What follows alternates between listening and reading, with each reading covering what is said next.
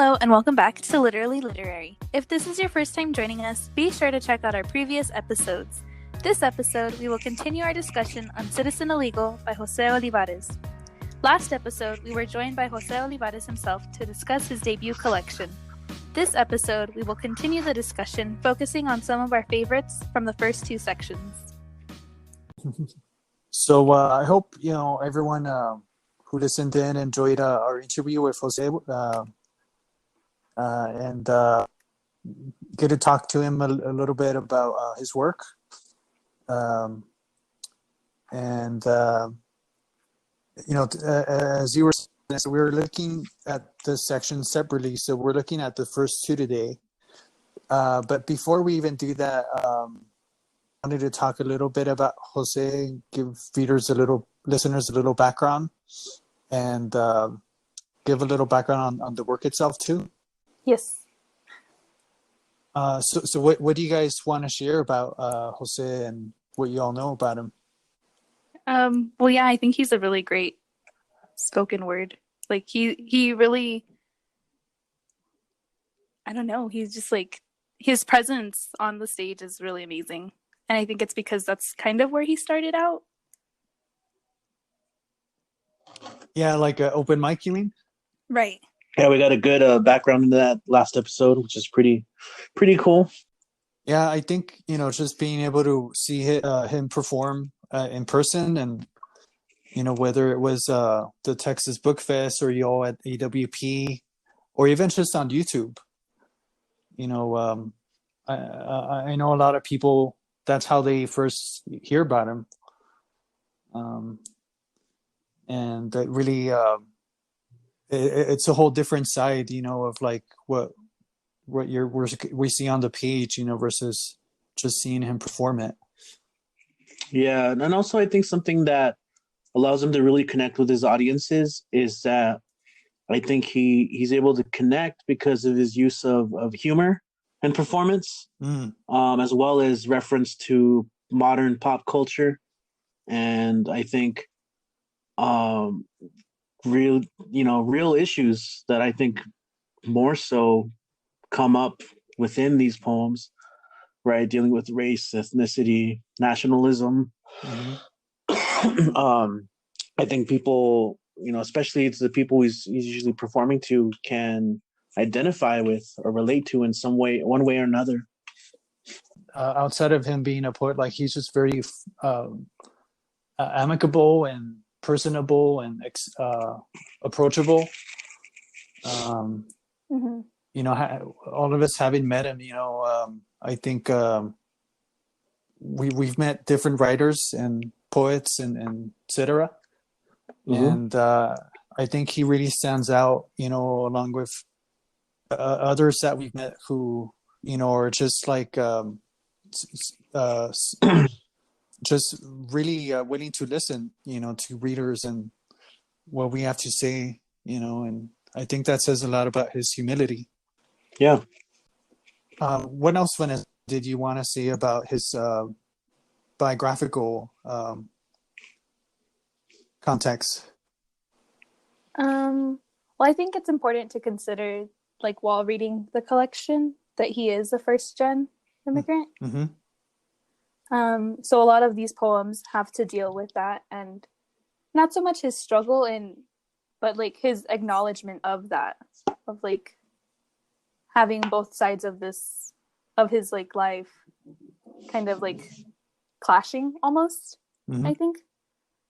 Yeah, and I think it's something that intertextually, we've seen not just in his collection, but in the other writers, the other, narrators and protagonists in different ways, them talking about the immigration experience. And mm-hmm. So I think it lines up, with a lot of that, but I think it also, brings up other ways of looking at the immigration experience, because it's not a singular thing. And Chicago, plays a lot into his collection, and him being from there, he talks a lot about he makes a lot of allusions to like the Chicago Bulls, and the neighborhood. So Mhm. give me a little bit of what we just read. Erika Sanchez's novel. Yeah. Yeah, place, right? Plays a huge role Yeah. in each of these books. And then what about the collection itself? Like it's recognition and praise and so forth. Well, I know that Citizen Illegal is a finalist for the Penn Gene Stein Award, and it also won the 2018 Chicago Review of Books Poetry Prize. I know it was named the top book of 2018 by NPR and the New York Public Library. So that's pretty high acclaim. And he's also had work from it published in all sorts of great publications, and obviously it's getting out there. I see a lot of curriculum, a lot of schools from high schools and colleges picking it up and having their students read it. And I remember him saying in an interview too that this is something he wrote with that in mind. So I think that says a lot. Rule number one, right? Like, who's your audience? Mm-hmm. Who are we writing for? So he's definitely has that audience in mind. Yeah. But I was going to say, like, the alternative being that, sometimes you as a writer, like you have a journal or a diary or something, like Xiomara, and you just sometimes you just write for yourself, Mm-hmm. because you want to get your story out onto the page, Yeah. But with him, it's something that he does want to share, that he does want to reach out to people who are in similar circumstances. So a lot of teachers and professors, I'm glad are teaching it, and I know he's always very open to visiting classrooms, and like we said in the interview, hopefully sometimes have him here in El Paso. And then the publisher also is worth talking about. Haymarket, I think is one of those publishers that stands against everything pretty much that Amazon does. In terms of how Amazon has faced a lot of criticism, for not paying its workers well, and Haymarket also is seems therefore like very equitable. That they do generally care about not just the writers that they publish, but the readers and the market itself. So they have that Breakbeat Poet series that is really worth checking out. And I think next Wednesday they have the new one, which is called Latin Next, that I think Jose himself is one of the editors for. But yeah, just wanted to give him a shout out. I think I really admire what they do online and on paper. And everyone out there who is just like us, in quarantine, I think ordering from their online store, is just one way we can support them and support the work of Jose, as well. Yeah. Yeah. Be on the lookout for all our small market presses for sure. Mm-hmm. And, order from them. But yeah, so that, it's a little bit about Jose and the publisher. So last time we were looking at some allusions, in the interview. But like we were saying, we wanted to do the first two sections and just look at particular poems from those.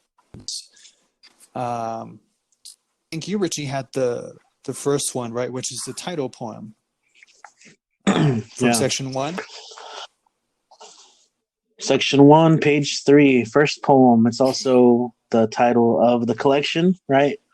Citizen Illegal. Now, I think it's a very multi-layered piece, and one of the ones that maybe even toughest to read out loud because huge aspect of the poem is the parenthetical notations of, identity, right? So it's called citizen illegal, but both citizen and illegal are in parentheses. And of course, throughout the poem itself, he designates, right, citizen, illegal, citizen, illegal, under behind certain people, like his parents growing up, right? Him. And it's I think it's woven pretty masterfully in the sense that it's really forcing us to look at language, right? Can you guys hear me? Oh yeah, Yes. perfect. Yeah. I'm good. Okay, sorry. I just I think the Anchor app stopped acting up a little bit today, so just a little concerned. I don't want to do like a whole 5-minute rant and then turned out that I was disconnected. Yeah, I'll try to keep it. Yeah, it's really introspective, right? Asking us to look at that language, and of course, these ideas of what citizenship means for immigrants, Yeah, and also just this concept of what illegal is, right? I think. Yeah. Well, just to kind of chime in on that, the what you said about the how the parentheticals are functioning, and even just the title really also has it. And Yeah. so the title of the poem, which is a title collection, I don't know what you guys thought about it, but it's a contradiction as well. I mean, of course. So where did you guys think he's from? Because as readers think about that. Well, yeah, that's the point I was trying to make, is that throughout his actual narrative in the poem is that a lot of what changes the perception is, a lot of what changes is the perception, who's actually observing him or his parents, right? Because he talks about take a Mexican woman and a Mexican man and have a Mexican American, right? Of course, he ends that stanza by saying, if the mother holds the baby, citizen, too long, does the baby become illegal? It's kind of just like this idea of how people are perceived in public, right? Mm. And I guess like subjectivity, like labels. Yeah. Exactly. Yeah. I mean, that's kind of the concept, right? Is placing labels. He talks about maybe growing up, if it looks white enough to pass, then people will consider them a citizen, right? Or as he grows up listening to and singing Selena songs, right? Does that make, again, I really loathe and hate the word illegal, but you see so many people apply that, to the discourse on immigration. So I think really by reading this whole poem, it's asking us to question, be aware of that. Which is kind of like a deconstruction, right? Like of the. It's very much so. Yeah. Vanessa, what do you think of it? Well, I found the second stanza really interesting because it talks about the language, and the third line of that stanza is his hellos are in the wrong language. And for me, my first language was Spanish. But once I started going to school, everything was in English. So I lost a lot of my Spanish. I lost a lot of it growing up. Oh, yeah. Same here. Me too. So I that was what I related to, I think. And actually the next line that, so the part you were referring to, I think the next line is one of the more interesting, because he instead he uses Mexican and American, right, nationalities in the parentheses. And it's the only time you see it else in the poem where he says, I think this is probably one of the more clever lines. He says, he takes the hyphen separating loneliness from friendship. In this case, loneliness is associated with being Mexican and friendship being tied to being American, right? And jabs it at the culprit, illegal. So I think that's a pretty very concise and tight way of kind of talking about how this process that you were mentioning exactly, that it's the loneliness is not being able to relate to your American classmates. So when jabs it at the culprit illegal, so it's a very like nuanced, very level way of describing this process. Right. If it makes any sense. I like that. Taking the hyphen, separating loneliness and jabs it at the culprit. That's a great image, right? Yes. And kind of the second line, you know, just blowing up what you're saying, you know, about how you're up. And I think it's kind of what we talked about. Can't remember when we talked about it, but like the racial profile.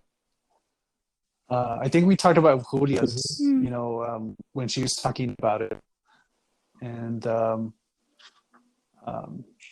it's kind of interesting how that happens, you know, just by speaking the language, and how you don't necessarily just even have to look a certain way, but even if you speak a certain way, of course, like that is another way that in America kind of othered. I think it's a pretty strong opening poem because it's having us think about these things right off the bat. And Richie, what do you think of it as it being a poem on its own? Why do you think he has it as a real poem? I mean, it's asking us to examine that very contradiction. How can a citizen be illegal? And it's in the very pages that we learn about his parents who were immigrants and being a first generation Mexican American living in Chicago, right, of all places, which you know is one of the biggest cities, and growing up right in these different cultures. I think it's pretty much the base in which we're going to operate, you know, this poetry as a tool for examination. Yeah, that's a good way. And I like the reference there to El Cucuy, you know. We talked about that also with your Mexican daughter, I think. And, you know, Yes. It's kind of interesting how it's kind of paired with La Migra, you know, both different kinds of monsters. Yeah, I mean, I grew up and that's a phrase we heard a lot, right? Watch out for La Migra. Kids would joke about it in the playground, you know, every time I flew by. Yeah, the way, but yeah, that was, so that's, you know, part 1.1 of 5 parts. And then, did any of y'all have another one from section 1? Well, Mexican Heaven starts off in section 1, and so that one of my favorite poems. I think it's because it's the one that I heard him read, like in person. I thought it was really interesting. But in this collection, it's broken up to 8 parts, if I'm not mistaken, throughout the 5 sections of the book. And so the first one is here in section 1. Yeah, Vanessa, and I remember that, you know, you asked him specifically about capital certain theological names and proper nouns and others that he didn't.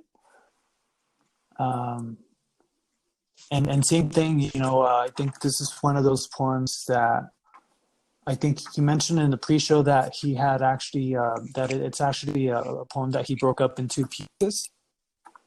Yes. So this first one just kind of introduces the whole idea of Mexican Heaven. I think it's interesting that it starts off by saying that all of the Mexicans sneak into heaven. Yeah, I mean, it kind of shows a little bit of Jose's humor, you know, that you see in the performance that you mentioned. Kind of poking fun at that idea. how Mexican immigrants do have to cross the border in furtive You think ways. of this case, St. Peter acting like a Mm-hmm. border patrol, right? And standing Mm-hmm. at the entrance. I think that's an interesting metaphor, right? And in this case, right, as the poem continues, it's always, again, setting up these questions. Well, what does America Mm-hmm. represent, or heaven? How is heaven related to Mm-hmm. America in this case? This quote unquote promised land. Yeah, it's interesting, right? Because in this first one, you get Ronald Reagan and the lack of trust from that administration. And I think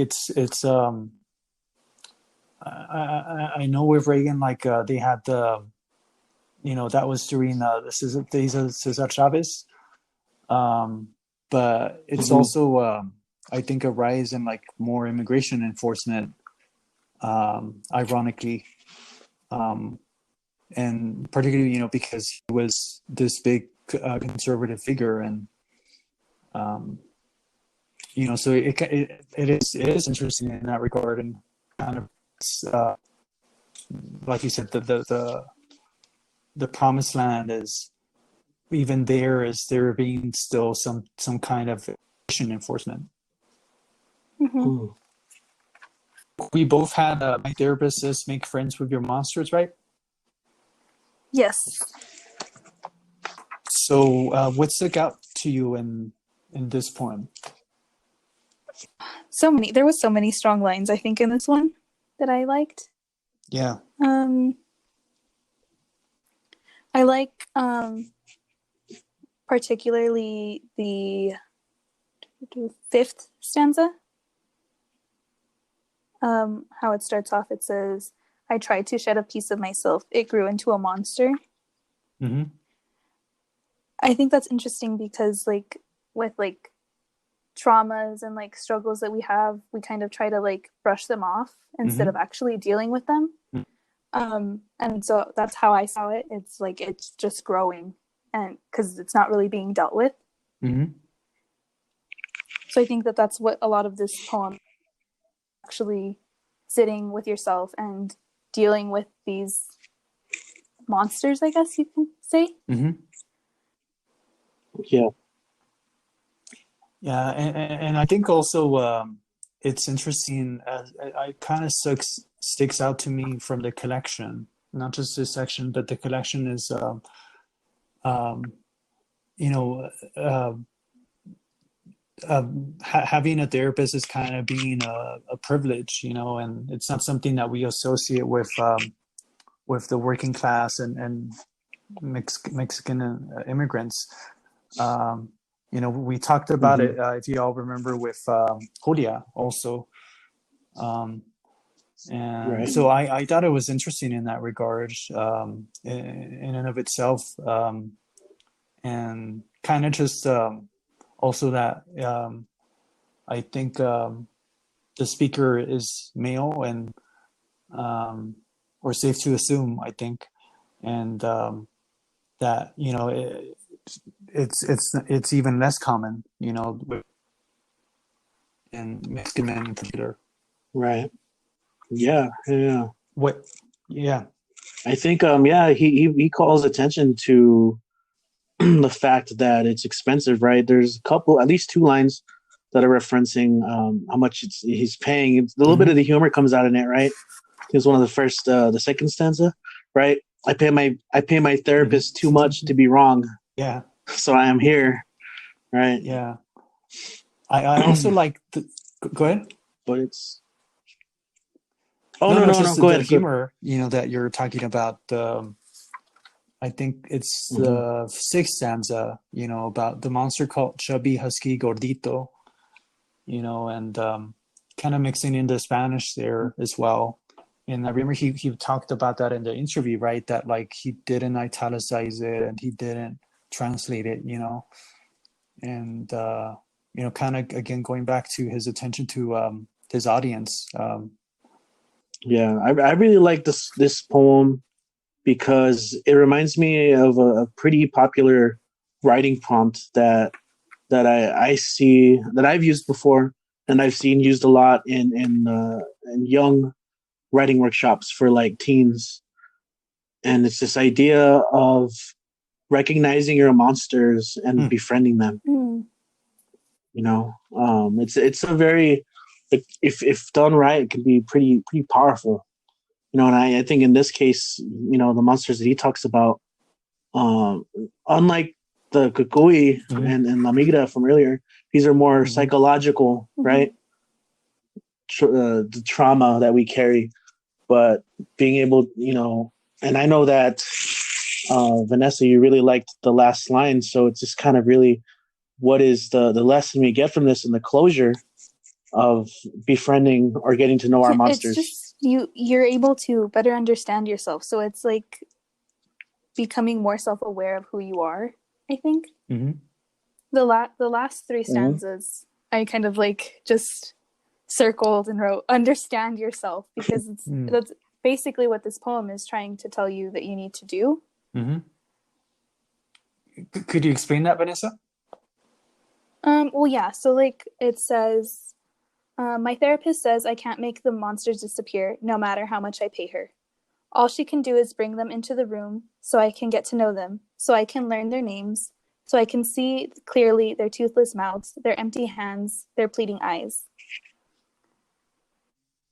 So I really liked those three stanzas in their entirety, just because it is like, you have to be able to sit down with your thoughts and understand why you're feeling certain ways about certain things. And I think So what you're... Go ahead. Oh, I was going to say, so that you can kind of overcome these traumas and better yourself so that you don't become upset and like a hurt person, I guess. Yeah, that's very well said. The last three stanzas are, to me, like, I also had marked them down. You know, it's kind of, to me, reminding me of like that. It's like that proverbial Wizard of Oz, you know, pull the curtain moment. You know, that you're afraid of this gugui or whatever, security, anxiety, whatever, and you ultimately have to realize that there's something there, you know, and in some sense it is in your head, and it's not to minimize it, but it's just to say that, you know, we do a lot of times, the monsters that we create are in our head, and that sometimes becomes our biggest terror. And I think it's important to, like you said, right, that to face it. Yeah, Absolutely. And like you guys, I also marked this part up vigorously and emphatically. In fact, in the margin notes, I wrote my next tattoo right there. Those three lines, those three stanzas. yeah. But I kind of like how he describes them in the end, of getting to know them and learning their names. That's the recognition, but also it's also understanding the kind of the way they're described in the end. They're not. When you think of monsters, you don't imagine empty hands and pleading eyes. There's a type of vulnerability there that is a mirror, right? The reason why maybe these things are here is because there's something more to address in your psyche, right, or in your life. So I think that's a very nice way to end that poem off, right? This description of them, empty hands and pleading eyes. Yeah, that's a really interesting way of interpreting. And I think in general, his writing style, you know, his last stanzas in the collection and in general just are really able to pack a punch and make you see the whole poem in a different way. Yeah. So for the uninitiated, if you're listening, right, Volta is the turn in the poem, right, where there's a kind of a shift and maybe a change in perspective. Yeah. And so after this one, I think, did you want to talk about Boy in the Belt, Richie? Maybe for the sake of time, not too much, but I liked this one as well. Just I like poetry that looks into the life of an object, and the way you can take this idea of a belt, and I think when I grew up, not necessarily my father, but I do remember my grandpa, the way he would like threaten us for misbehaving. It was the cinta, Mm-hmm. the belt, and it was just he wouldn't hit it, he wouldn't use it, but he would have it, and what he would do is he would like snap it. Like, I don't know Mm-hmm. if you ever like you can Mhm. like wrap it, like you can fold it up, and then you can Yeah. close it and snap it, and if you're Yeah. misbehaving, that would be his threat. If he didn't have it, he would just say he's gonna go get it, and it reminded me of that. I don't know if you guys have that experience with any family members growing up, but I think my brother and I grew up pretty well behaved either way, but that reminded me of Mm-hmm. that part of my childhood, being very young, and my parents both being teachers. My grandparents took care of Mm-hmm. us before we went to school, before we started going to school. Anyway, I like this poem because of the way it dives into this idea of like the where is it?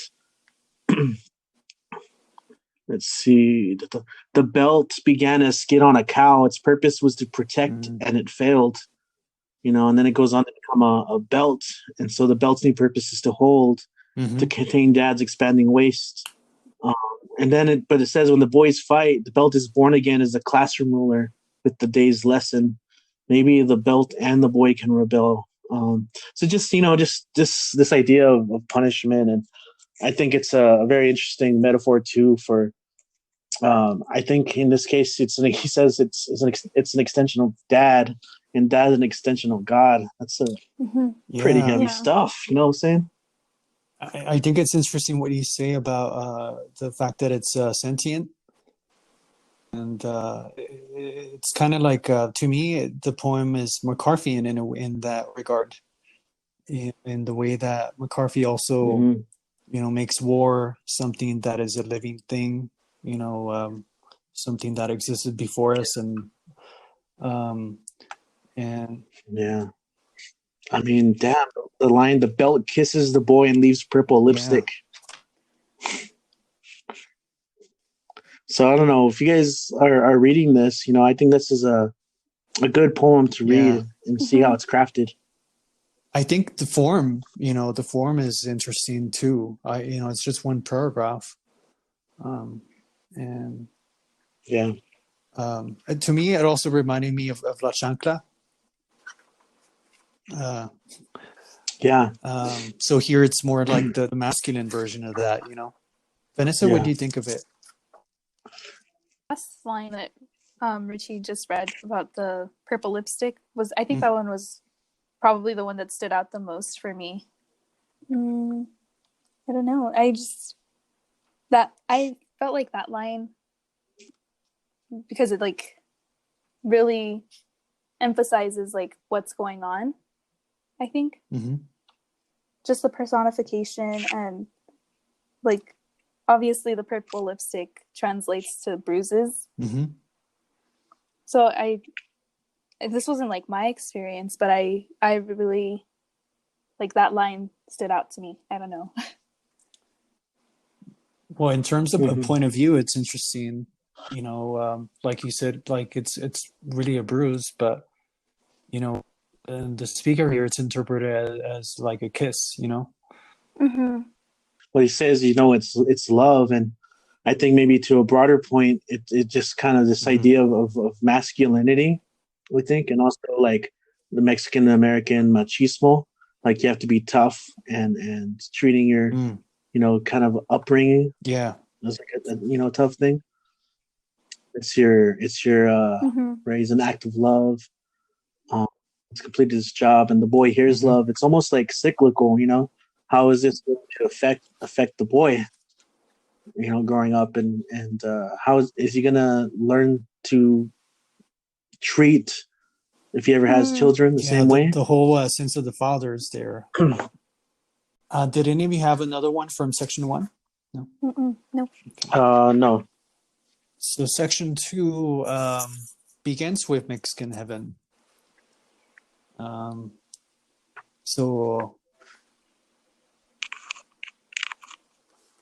Well, I think it's interesting, this one, because it starts off with saying that St. Peter is a Mexican named Pedro, which is interesting because a lot of, especially here, I think a lot of the Border Patrol is Hispanic. So I think that's interesting to kind of continue that idea. Yeah, there's a lot of scholars who look at that, and we've talked about it, I think, too, and in one of the other books, I can't remember which one, but the idea of they do it for the money, and at least that's what ethnographic interviews show, and they're doing it against their own people, and so, yeah, like you said, it's kind of that same idea. I think it's also I also see it as like a perspective, kind of going back to what you were saying, Richie, with the first poem. Like La Virgen de Guadalupe is indigenous and seen as like native to Mexico, right? But you go anywhere else, it's going to be a different version. And I think Luis Urrea, I think he wrote about it in one of his books about how, it's kind of that, like, well, that's how people from native to that region, that's how they interpret it, and it's kind of their way of conceptualizing this religious figure, in the way that they understand it. Tequila and partying and all that, So yeah, that's another one. And then I think you, Richie, wanted to talk about odes, and this one, the first ode, I think, is Ode to Cheese Fries. Yeah, I love that. Earlier we talked about his humor and ability to relate, and I think his odes here are definitely emblematic of that, right? You have in this section 2 odes: Ode to Cheese Fries on page 15 and Ode to Scottie Pippen, page 26. And I think they both reference pop culture in some way, at least Scottie Pippen, right? In the poem, in Cheese Fries itself, you have references to Backstreet Boys, right, and Jolly Ranchers, and cheese fries, things that maybe teens can identify with. Wolverine, right? He mentions I think, and in the poem itself, I think has some interesting things. So before even talking about the poems, one of the more popular things I've been teaching these kids, the Boys and Girls Club, an after-school program, and I've been working with, second to fourth graders. And one of the things that really took to them was the idea of an ode, that you can write a poem to anything, right? And, I talked about like the ode in classical poetry, but, you don't have to write an ode to a cloud like Wordsworth. You can do an ode to cheese pizza, right? An ode to my pencil sharpener. And I think that concept struck really well with these kids. And so to see, ode to cheese fries, I think it's an interesting concept because in many ways he draws on again his space here as an immigrant. And I think I think some people can relate to his parents working the factories, right? And also this whole idea of a dollar store brand action figure. I think I've been to shops where they have all like the kind of like the knockoff stores, and just I think this is just a little snapshot of kind of life growing up in this space, and it has a little bit of that humor, right?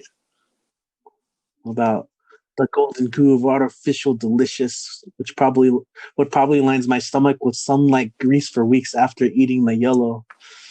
Right? He mentions kind of like this processed cheese, something that's not real, right? It's fake, but something that he enjoys.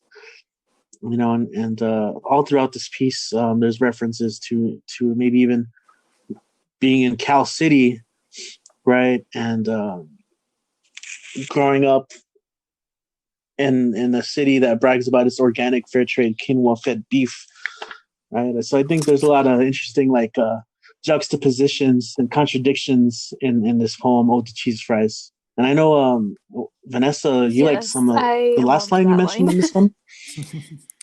um, Cool. I don't Why know. did you think it was strong? Okay, so it says, I want a joy so fake it stains my insides and never fades away. And it's just like this idea of happiness and this idea of happiness coming from your favorite foods, like this whole idea of like comfort foods and like soul food. So I really related to that because I have so many like comfort foods that I resort to. Yeah, and it's also interesting. I don't know what you guys make of. I think this might be the only poem that doesn't end with a period. It kind of speaks to the last line itself, right? Of never fading away. And yeah, it's a nice editing choice. And kind of what you were saying, Richie, also about the juxtaposition between what's artificial and what's authentic. I think that you see in the poem, whether it's in the product, the Wolverine action figure, or the gentrification, right, with like organic, fair trade, quinoa fed beef. Like I don't know if you can get more gentrified than that. Yeah. Because it's it's like a neighborhood where like you still have dollar stores and foreclosures, but you still have like this rich upper class bougie lifestyle. So that's why I found it interesting too, that it's a little bit of both worlds that you get in this kind of setting. Yeah. I mean, it's not as serious of a contradiction as say citizen and illegal, but you still see it here, right? That inherent little struggle. Yeah. And I think Wolverine as well is one of the other poems, right? In like part 5 or something, if I'm not mistaken. But we'll get to that. And gentrification itself is another poem, and I think it's one of the last ones, Hentification, that we'll get to too. Yeah. But Vanessa, you had the next one, right? The I Wake in a Field of Wolves with the Moon. Yes.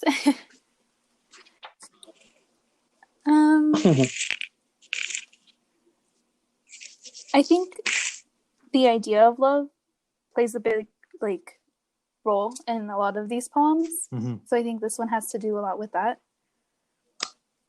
I really loved the first sentence of the second stanza. It says, "Trace those scars and you have a map to my heart." And I think that goes back also to like the whole idea of the theme of my therapist says, make friends with your monsters.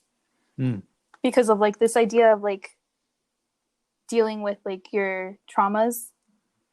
Like it's kind of essentially a part of who you are as a person. Because they're things that you have experienced. And it kind of shapes who you are. And so I like the idea of like tracing the scars in order to create a map. Yeah, it's a very good connection. And what you say, of like that being that makes you, right? And instead of like, there's cases where you would think the opposite, like, living in denial. And if you all remember, we talked about secrets in Julia's world, and kind of how like you Mm. don't confront those realities in your family, Yeah. yeah. Mm-hmm. I like how it's kind of packaged in that second stanza that you reference, open carefully, you know. I mean, right now, like we're all living in a world where we are getting packages instead of actually going to buy them. And so that line kind of jumps out at me, um, because like it kind of indicates like it's something fragile, and that you do have to be careful and attentive with, and because it is like there's a sensitivity behind it, even because they're opening up your world to you, what else about this poem? Well, in the last stanza, it kind of, well, throughout the poem, it talks about being raised with wolves, or the idea of wolves. And so the last stanza I really enjoyed also. Where it says, "Let my love be a wolf." And so I wrote lone, like a lone wolf. Mm. So I'm not sure I completely understood that part of the poem yet, but I really enjoyed reading it, and I probably will continue to read it until I understand it completely. Yeah, it's an interesting metaphor. Because yeah, like you said, I mean, you can interpret it as like a lone wolf.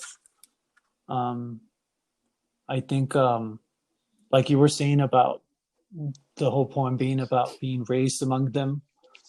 Um, Mm-hmm. it also, in the third stanza, to me, kind of shows um, a um, what's the word, like comfort, or you know because we normally think of the wolf as a predator, and Mm-hmm.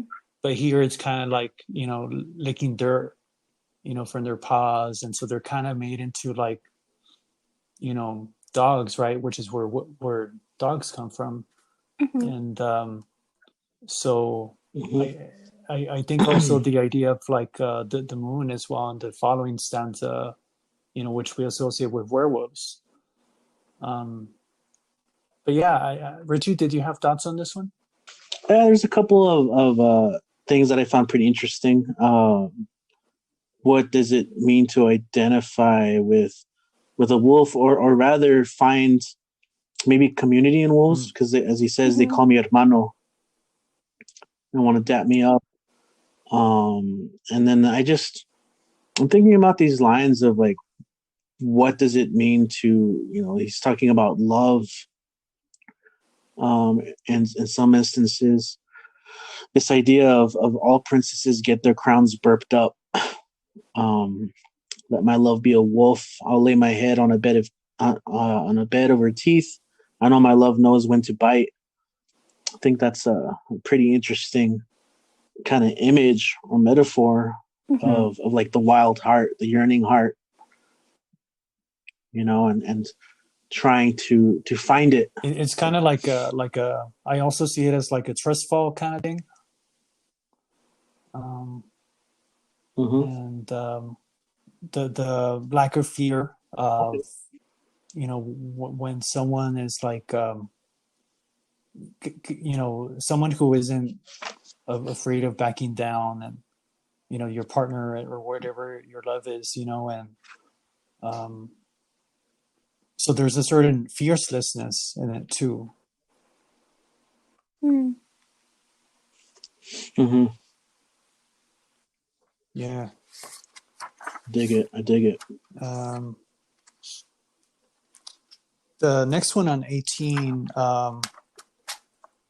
is notes rose that grows from concrete. Note. And I think it is the only Yeah. note, right? um yeah. From my recollection. So So. I think we had talked about it in the interview, the allusion to Tupac's poem, and which also became the inspiration for the Hate You Give novel. um and I like this one because of how that metaphor of the rose from concrete is complicated, the speaker here is asking for a new one. Yeah. Uh, Yeah. yeah. Yeah. That's my favorite line. That line in particular? Yeah, I highlighted.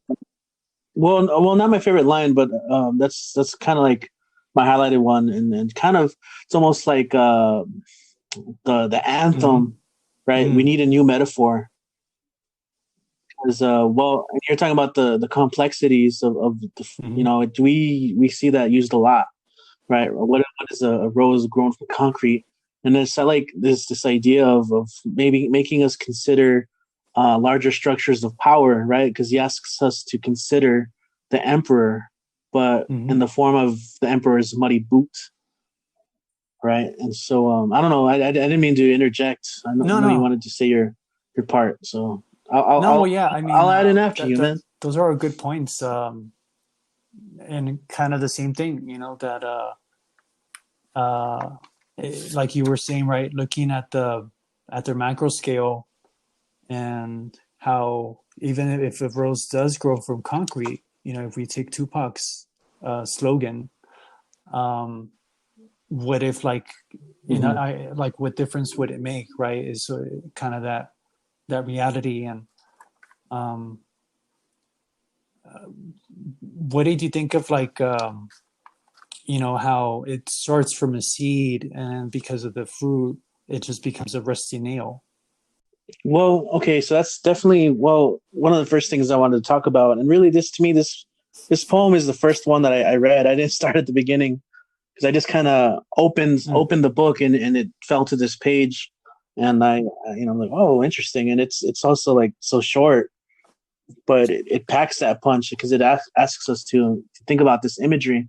So so also from the rose that grows from concrete, another very popular slogan that you see a lot, I see a lot online, especially on social media, is this quote about Hmm. they buried us, but they didn't know we were Yes, yeah. seeds. You guys know which one, right?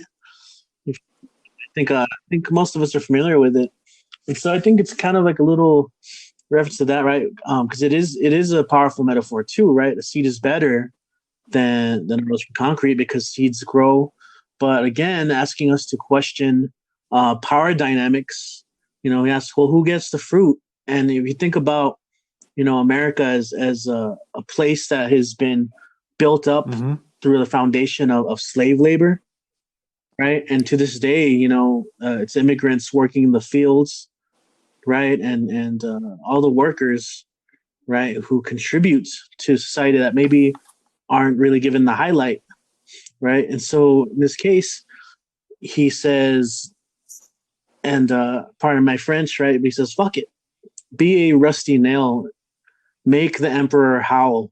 Right? If they're gonna step on us, let's be dangerous. And I think to me that Mm. metaphor is about our art. You know, what are we calling attention to with our art?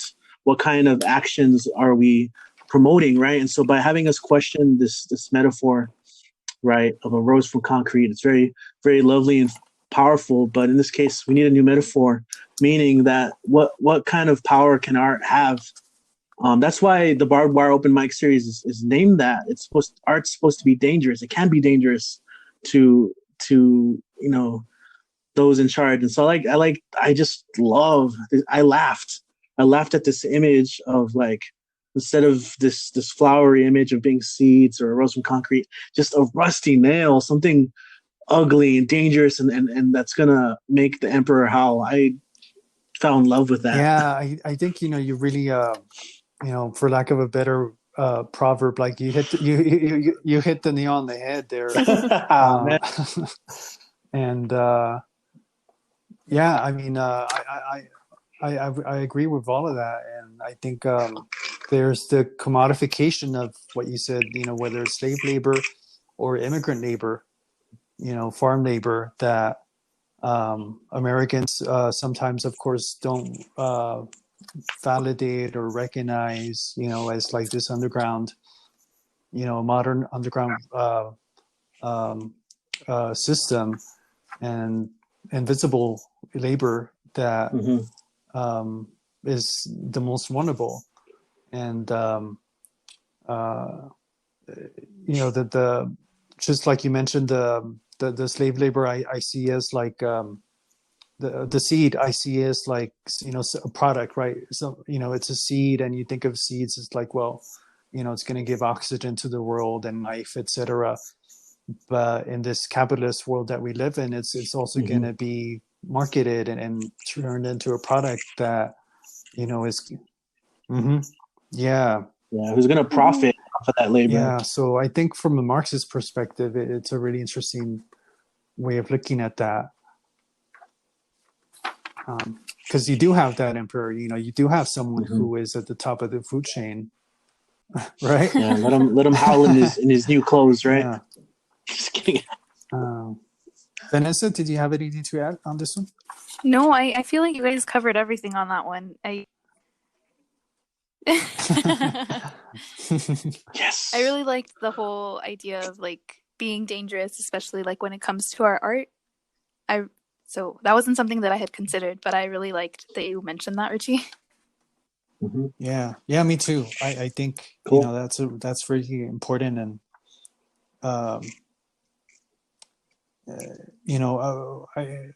this idea of fighting back, the way that you interpret the Neo is really interesting. Of looking at it as art, it's not something that's literal, and it's not something that's supposed to be violent necessarily.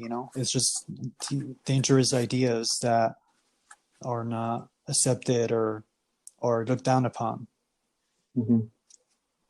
So after Another Ode, did you, Vanessa? Did you have the Not Love Is a Season? I do. Yeah.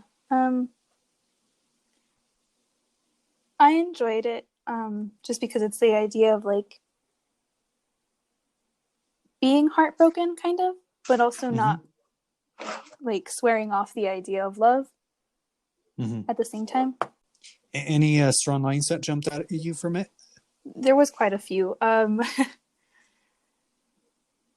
Well, in like the third, going into the fourth stanza, it says, "I don't trust people who don't know the phrase of loneliness." So I thought that was interesting because later on it goes on to say, "I don't trust people unfamiliar with love." Just this idea of like experiences, I think. And it kind of ties back to the other poem that we talked about scars. Yeah. I also like that in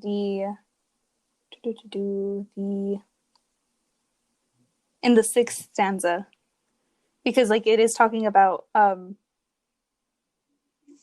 having lost love, but it says, "I'll meet someone else like I want to meet someone else." I think that one's kind of like almost sarcastic, like that's not even what I want right now, like, because I'm still hurt and I'm still going through this. Yeah. But it is that idea of like there will be somebody else. Yeah, I think the line, well, I mean, it's still the same line, but that phrase of "my wound deep," and then the next line over is "but mine." And kind of what you were saying about heartbreak and the pain and the scar that it leaves, it kind of reminded me of that line from Paradise Lost Book 4 about how something like Satan is talking about how wounds that have pierced so deep, the pain of how he can't really recover from that. He can't really, go back to heaven and ask for forgiveness. Of course, it's not something at that scale, right? Like of a higher power or anything, but it's still something to kind of think about how people do get hurt, and because it's a season, it kind of implies that here it's like a lot of winter imagery that we get, right, and I think it's kind of representative, like spring follows, and so like there's gonna be a rebirth of that, whatever it might be. Yeah, like in later on it says, Yeah. misery thaws, the frozen branches a blank canvas for a brush of green, the flowers brilliant, and they're like they never left. Mm-hmm. So like this whole idea of like rebirth, I guess, and that it is gonna get better. Yeah, you also have the contrast once again between authentic and artificial when he's talking about light, right? How it begins before the sun whispers a hot word, and the only light received is artificial and polite as a light bulb. It's kind of thinking about that comparison of what love is and can Yeah, be. totally. Vanessa, what did you think about the idea of like not love being, this phrase, the hyphenated phrase? I think it's interesting because you kind of hear the opposite a lot of the times of like love is a season. Mm-hmm. And so this idea of the opposite being not love is a season as well is really interesting because it talks about there's like freezes and like frozen branches, and winter kind of plays like the really big role in this poem. Mm-hmm. But then you also see the contrast of like it is just a season, and like it is going to change. Yeah, and just the idea of like what you said, the opposite, goes back to the title poem, right, of Citizen Legal, and how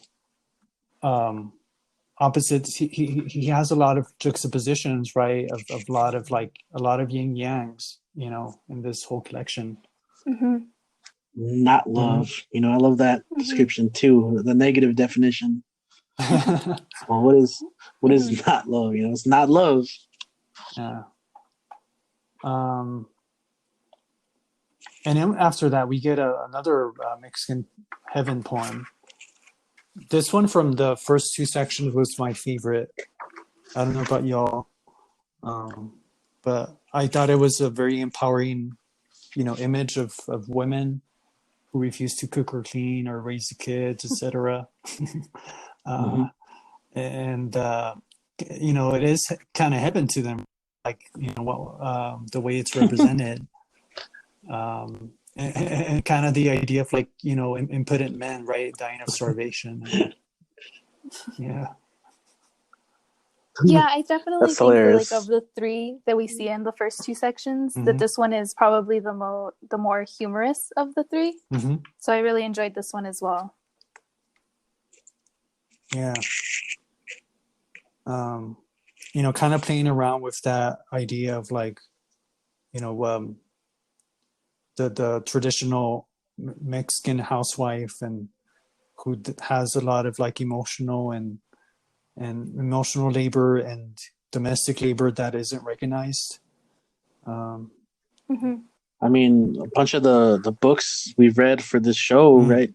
A lot of the parents kind of fit in these roles, right? Where the father, gets home from work and sits on the couch and watches TV, while the mother like cooks and cleans, and so it's a interesting little jab at those roles. By of course highlighting the work that women do. And then I think Hekina, right, was another one that we all had. Yes. So even just the title, did you want to explain that, Vanessa? Sure. So Heki Na, the title comes from Kanye West's song School Spirit, which is on the album College Dropout, which is actually his first album. Yeah, and so that phrase is used a lot throughout the song, and it's the title, and it's also scattered throughout the poem as well. So I thought that was interesting. And it's just kind of to explain it, the meaning, because when I first saw it, I wasn't too familiar with it, and I certainly didn't pick up that allusion. But it's supposed to be like heck no, right? Like, or hell no, or whatever. Yeah. Well, actually, I didn't pick up the reference of it right away either, Mm-hmm. because I wasn't introduced to Kanye's music through this album. I was introduced to his music through the second album, Late Registration. Oh. But later on in the collection, Jose specifically mentions College Dropout. So I went back and I listened to the album in its entirety. Mm-hmm. And as I was listening to it, the song played and I heard it say Hecky Na, and I was like, wait, I know that from somewhere. I was like, where do I know that from? Where do I know that from? And then I looked at the collection again and I was like, oh my gosh, there it is. And so this poem references, music a lot, right? Like explicitly, headphones and the juke party. So kind of going further into that, what do you see from the record or the song that from Kanye West that you see here in the poem? Well, Chicago is mentioned in this poem, which is actually where Kanye is from. So that's probably why this album probably was like really heavily played in that area during this time. Yeah. I also, the song is called School Spirit. So this whole idea of going to school is, throughout the entire album, actually, he's talking about this idea of getting degrees and like, what are you going to do with all of those degrees? And so Harvard is mentioned because that's where Jose went to school. And then the idea of professors, classmates. So that's also something that's pretty prominent, I think. Mm-hmm. Yeah, it's an interesting kind of way that he brings up the bougie culture, right? Of like Armani, everything, and Harvard, upper class.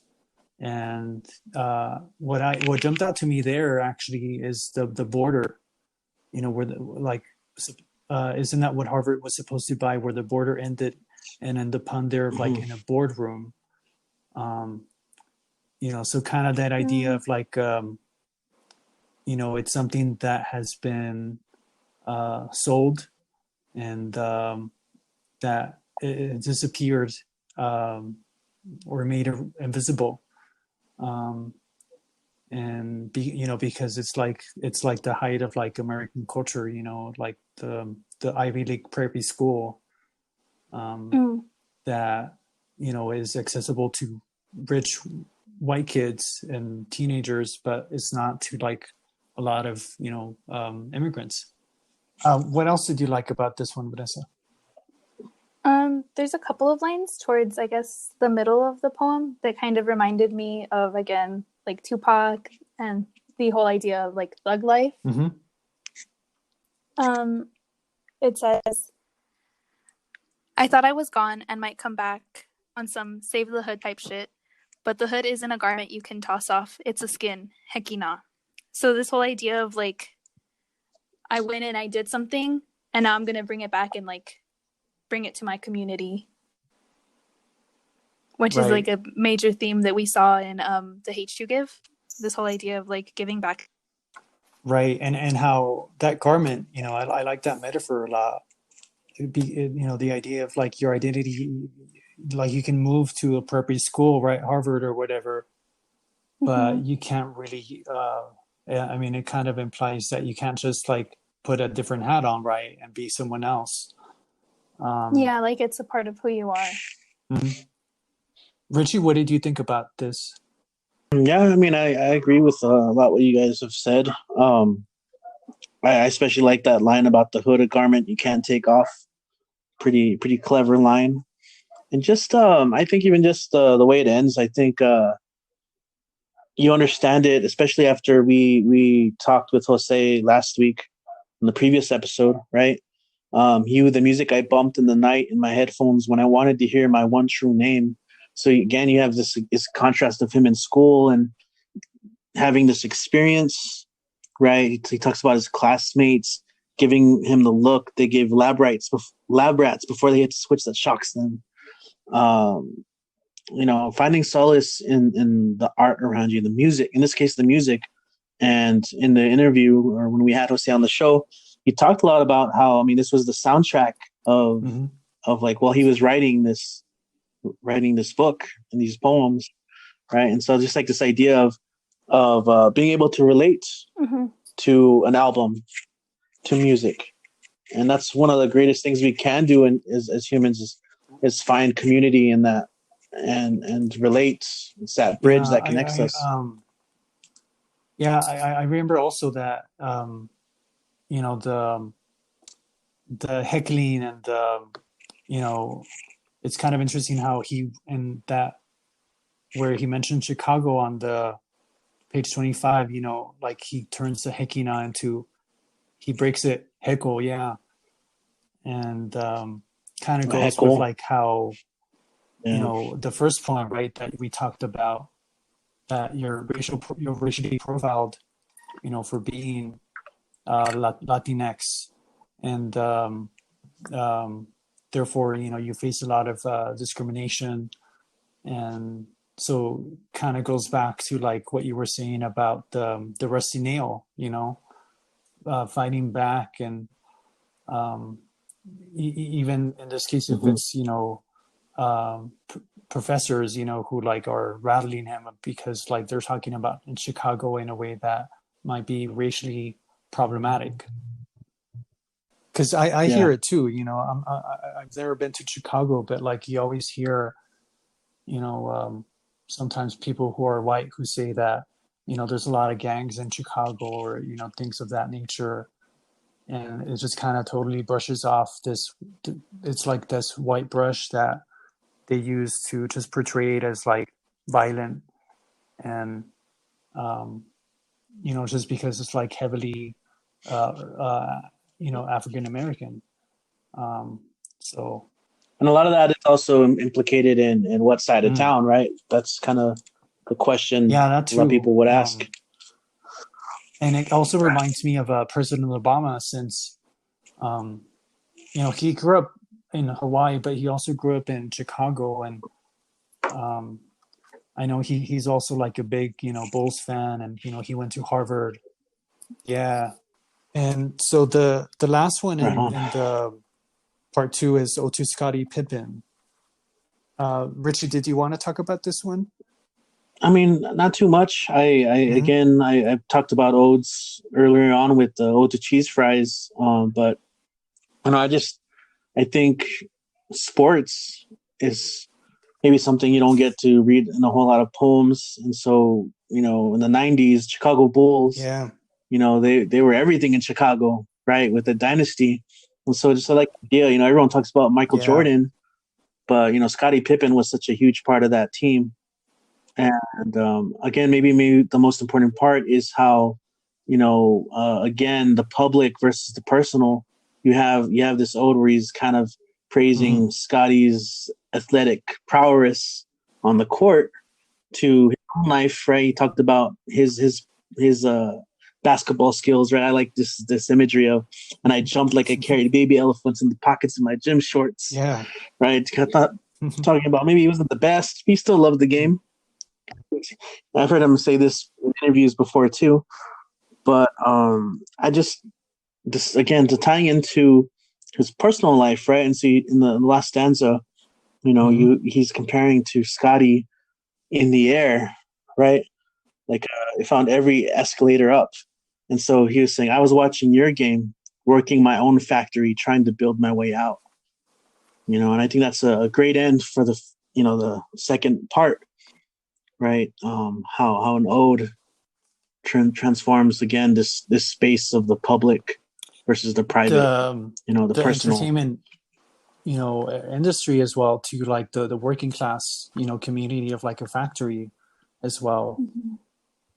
Yeah, so there's a lot of interesting juxtapositions, seeming contradictions in the first 2 parts. Thanks for joining us on this week's episode discussing Citizen Illegal by José Olivarez. And if you haven't read it, we hope we inspire you to pick up a copy. Literally Literary is brought to you by the Mellon Foundation through the Humanities Collaborative at EPCC and UTEP.